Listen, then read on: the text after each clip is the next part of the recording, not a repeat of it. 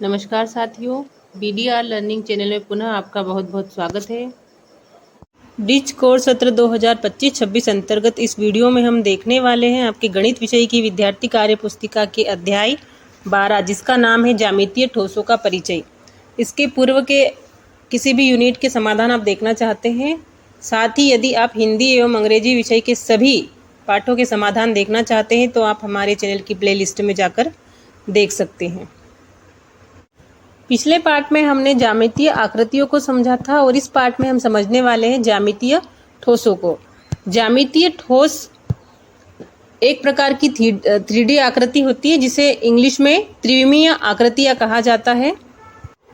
पिछले पार्ट में हम जिन आकृतियों का अध्ययन कर रहे थे उन्हें द्विमीय यानी कि 2D आकृतियाँ कहा जाता है, जिनकी लंबाई और चौड़ाई तो होती है लेकिन इसकी ऊंचाई हम नहीं ज्ञात कर सकते हैं। और ये जो आकृतियां हैं द्विमीय आकृतियां, इनको केवल कागज पर उकेरा जा सकता है या समतल जगह पर इसे बनाया जा सकता है।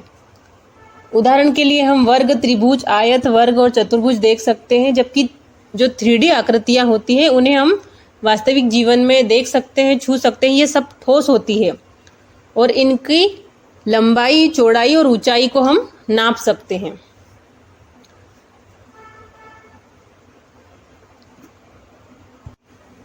अब कार्यपत्रक 1 देखते हैं। कार्यपत्रक 1 में आपको दिया गया है घन एवं घनाप की उनकी विमाओं के आधार पर पहचान करें। यहाँ पर घन एवं घनाप का उल्लेख किया जा रहा है, तो सबसे पहले हम समझते हैं कि घन एवं घनाप किसे कहते हैं। स्क्रीन पर आपको दो आकृतियां दिखाई दे रही है, जिसमें से जो वर्गाकार आकृति है वो घन कहलाती है और ये आयताकार आकृति घनाप कहलाती है। ये दोनों ठोस आकृतियां होती है। इन दोनों में समानता ये होती है कि इनके फलक, इनके जो किनारे होते हैं और कोने ये समान होती हैं, इनकी संख्याएं समान होती है। अंतर केवल इतना होता है कि इसकी जो फलक होते हैं यानी कि सतह होती है वो वर्गाकार होती है और घनाप की सतह होती है आयताकार। अब हम समझते हैं कि फलक, कोने जिसको शीर्ष भी कहते हैं और किनारे किसे कहते हैं। उसके लिए आप अपने पास एक जो सांप सीढ़ी का पासा होता है वो घन के उदाहरण के रूप में रख लीजिए, साथ ही जो आपका इरेजर होता है उसको आप घनाप के उदाहरण के रूप में रख लेंगे। आप देख पा रहे हैं जो सतह है जिसे फलक कहा जाता है, इनकी संख्याएं 6 है। एक जो पीछे की साइड दिख रहा है 2, 3, 4, ये सामने वाला 5 और नीचे वाला 6 इसके फलक होते हैं। इसके भी सेम 6 फलक होते हैं। तो दोनों ही आकृतियों के जो फलक यानी कि सतह है उनकी संख्या होती है 6। अब हम देखते हैं किनारे। ये जो लाइन होती है बाउंड्री लाइन, इसे किनारा कहा जाता है। तो हम काउंट करेंगे 1, 2, 3, 4, 5, 6, 7, 8, 9, 10, 11 और 12 किनारे घन में भी होते हैं और 12 ही किनारे घनाप में भी होते हैं। दोनों की संख्या किनारों की बराबर होती है दोनों आकृतियों में। अब हम देखते हैं इसके शीर्ष जिसे कि हम कोने भी कहते हैं, जहाँ पर 3 लाइनें मिलती है। ये 1, 2, 3 लाइनें जहाँ पर मिलती है उस स्थान को कोना या शीर्ष कहा जाता है। तो हम काउंट करते हैं कि दोनों ही आकृतियों में कितने कोने हैं। 1, 2, 3, 4, 5, 6, 7, 8। यहाँ पर भी 1, 2, 3, 4, 5, 6, 7 और ये 8 कोने यानी कि 8 शीर्ष होते हैं। हमने देखा कि दोनों ही आकृतियों में शीर्षों की संख्या होती है 8, किनारों की संख्या होती है 12 और फलक यानी सतह होती है 6। अंतर इन दोनों आकृतियों में अंतर केवल इतना होता है कि इसकी जो लंबाई, इसे लंबाई कहते हैं, ये चौड़ाई और ये ऊंचाई बराबर होती है। जो घन होता है उसकी लंबाई बराबर चौड़ाई बराबर ऊंचाई तीनों ही बराबर होती है। जबकि हम घनाप में देखते हैं इसकी लंबाई, चौड़ाई और ऊंचाई बराबर नहीं होती है। इसकी सतह वर्गाकार होती है और इसकी आयताकार। अब आप घन और घनाप में अंतर समझ गए होंगे। आगे बढ़ते हैं और कार्यपत्रक हल करते हैं। आपको कुछ वस्तुओं के नाम दिए गए हैं और उनकी लंबाई दी गई है और आपको बताना है कि वो आकृति घन है या घनाप है। तो सबसे पहला आपको दिया गया है चौक का डिब्बा, जिसकी लंबाई 5 सेंटीमीटर है, चौड़ाई 5 सेंटीमीटर है और ऊंचाई 5 सेंटीमीटर है। अभी हमने देखा कि जो घन होता है उसकी लंबाई, चौड़ाई और ऊंचाई बराबर होती है। तो यहाँ पर तीनों जो है लंबाई, चौड़ाई और ऊंचाई बराबर है, तो ये आकृति घन कहलाएगी। दूसरा एग्जाम्पल है मिठाई का डब्बा, जिसकी लंबाई है 7 सेंटीमीटर, चौड़ाई है 6 सेंटीमीटर और ऊंचाई है 4 सेंटीमीटर। हम जानते हैं कि घनाभ की लंबाई, चौड़ाई और ऊंचाई बराबर नहीं होती है, और यहाँ पर भी जो संख्याएं दी गई है वो अलग अलग सेंटीमीटर में है, तो ये एक घनाभ का उदाहरण है, या ये आकृति घनाभ होगी। तीसरा है पासा, जिसकी लंबाई 2 सेंटीमीटर, चौड़ाई 2 सेंटीमीटर, ऊंचाई 2 सेंटीमीटर, यानी कि लंबाई बराबर चौड़ाई बराबर ऊंचाई है, तो ये घन होगी। चौथी है माचिस की डिब्बी, जिसकी लंबाई 1 सेंटीमीटर, चौड़ाई 2 सेंटीमीटर और ऊंचाई 3 सेंटीमीटर, अर्थात लंबाई बराबर नहीं है चौड़ाई के और चौड़ाई भी बराबर नहीं है ऊंचाई की, यानी तीनों की जो माप है वो बराबर नहीं है, तो ये जो होगी वो घनाभ के जो ठोस होगा। कार्यपत्रक 2 में आपको कथन दिए गए हैं और आपको बताना है या सत्य कथन है या असत्य कथन है।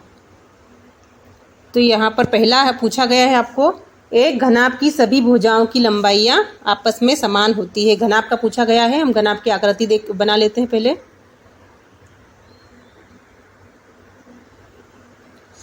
हमें पूछा गया है एक घनाभ की सभी भुजाओं की लंबाई आपस में बराबर होती है। भुजाएं आप देखिए, इसके जो भुजाएं यानी कि ये किनारे, इनको भुजाएं कहा जाता है।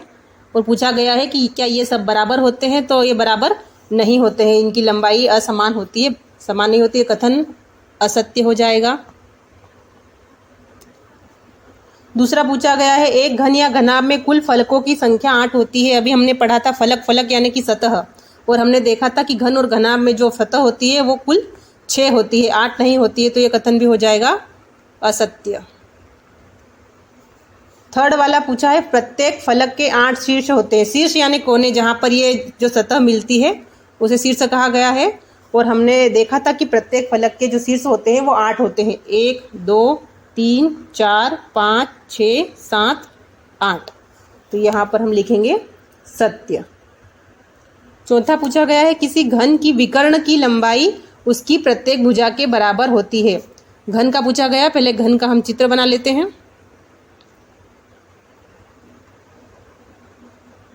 अब यहाँ पर घन के विकर्ण के बारे में पूछा गया है। विकर्ण समझ लीजिए कि घन का विकर्ण किसे कहा जाता है। घन पर जो इस प्रकार से जो लाइनें खींची जाती है, जो एक दूसरे को प्रतिच्छेद करती है, इसे विकर्ण कहा जाता है। यहाँ से यहाँ तक की लंबाई विकर्ण कहलाती है। तो ये किसी घन के विकर्ण की लंबाई उसकी प्रत्येक भुजा के बराबर होती है, तो ये कथन हो जाएगा आपका असत्य, क्योंकि बराबर नहीं होती। पांचवा पूछा गया है घनाभ के सभी फलक आयताकार होते हैं। यहाँ पर आपको घनाभ दिया गया है और घनाभ के बारे में पूछा गया है कि क्या घनाभ के सभी फलक आयताकार होते हैं। तो हम देख पा रहे हैं कि घनाभ के जितने भी फलक हैं सभी आयताकार होते हैं, जबकि जो घन होता है उसके सभी फलक वर्गाकार होते हैं। ये हमने अभी जस्ट पढ़ा था, तो ये कथन हो जाएगा सत्य। कार्यपत्रक 3 में दिया गया है निम्नलिखित वस्तुओं का आकार क्या है।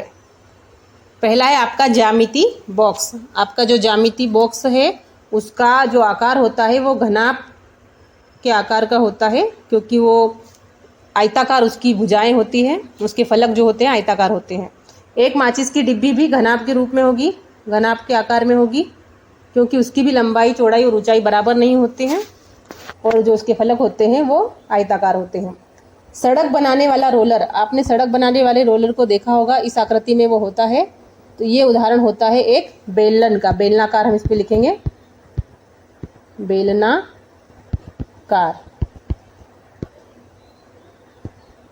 अगला पूछा गया है लड्डू। लड्डू होता है एक गोले के रूप में, ठोस गोले के रूप में, तो इसको हम लिख देंगे गोलाकार या गोला। एक आइसक्रीम का कोन, आइसक्रीम का कोन होता है शंक्वाकार या शंकु के आकार का होता है। कार्यपत्रक 4 में आपको एक तरफ चित्र दिए गए, ठोस का आकार दिया गया है और दूसरी तरफ ज्यामिति ठोस में उसका नाम दिया गया है। तो हमें आकार और नाम को मिलाना है। सबसे पहले दिया है शंकु। शंकु जो कि आइसक्रीम के कोन के आकार का होता है, इस प्रकार इसका आकार होता है। इसकी जो सतह होती है वो गोलाकार होती है, एक वृत्त के रूप में होती है। इसका जो आधार होता है वृत्त के रूप में होता है, जबकि इसका एक शीर्ष होता है, इसे शंकु कहा जाता है। तो शंकु को हम मिलाएंगे नीचे वाले चित्र से। पिरामिड है वो शंकु आकार में दिख रहा है। दूसरा हम देखते हैं बेलन। बेलन जो कि अभी हमने देखा था रोलर आकार में। बेलन आपने देखा होगा आपके घर पे, सिलेंडर या फिर बेलन का ही उदाहरण ले लीजिए। इस आकार में होता है, या एक आप पाइप का एग्जाम्पल भी ले सकते हैं। इसके जो दोनों सतह होती है वो वृत्ताकार होती है, वृत्त के रूप में होती है।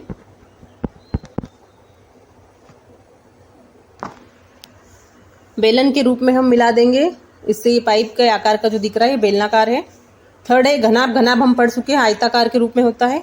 गोला जो कि गेंद का एग्जाम्पल है, और घन जो कि एक क्यूब का एग्जाम्पल है। अब अधिगम परीक्षण में देखते हैं हमने क्या सीखा। ज्यामितीय ठोसों का परिचय हम सीख पाए हैं या नहीं। प्रश्न क्रमांक 1 दिया गया है, घन एक ऐसी ठोस आकृति है जिसमें सभी किनारे बराबर लंबाई के होते हैं। और यहाँ पर रिक्त स्थान के पूछे गए, घन के बारे में पूछा गया। सबसे पहले हम घन की आकृति बना लेते हैं ताकि हम सारे प्रश्नों के उत्तर आसानी से कर पाएं। यहाँ पर पूछा गया इसके फलक होते हैं। फलक यानी कि सतह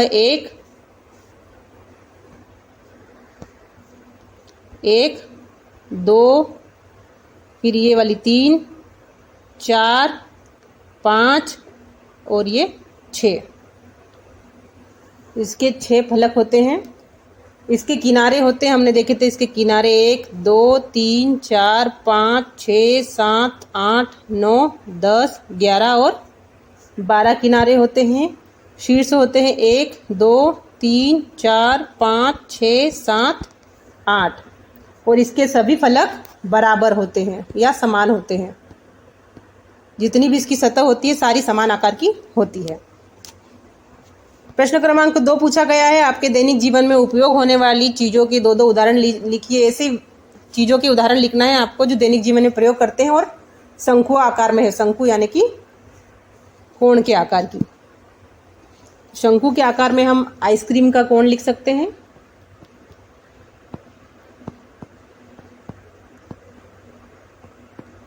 दूसरे में हम लिख सकते हैं जन्मदिन की टोपी। जो हम बर्थडे पर टोपी पहनते हैं वो भी शंकु आकार की होती है। दूसरा पूछा गया है गोले। गोले के रूप में हम लिख सकते हैं गेंद या फुटबॉल।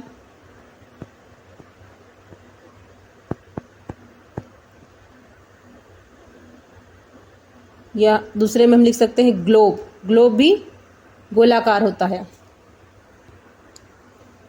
अगला पूछा गया है घन का। घन के रूप में हम लिख सकते हैं चौक का डिब्बा।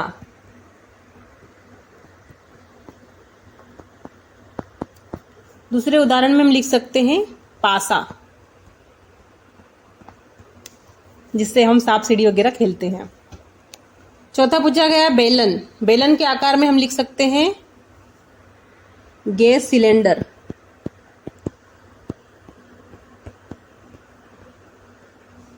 दूसरे में हम लिख सकते हैं पाइप। जो प्लास्टिक के पाइप होते हैं वो बेलनाकार होते हैं।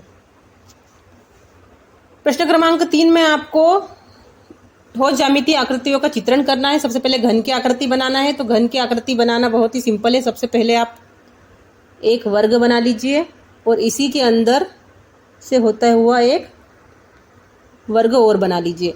फिर इस भुजा से इस भुजा को मिला दीजिए, इस भुजा से इस भुजा को, इस भुजा से इस भुजा को और इस भुजा से इस भुजा को बना देंगे तो ये आपका घन हो जाएगा। दूसरा पूछा गया है बेलन। बेलन को आप वर्टिकली बना सकते हैं और हॉरिजॉन्टली बना सकते हैं। इस प्रकार आप 2 वृत्त और उसके बीच में आप इस तरीके से बेलन बना सकते हैं।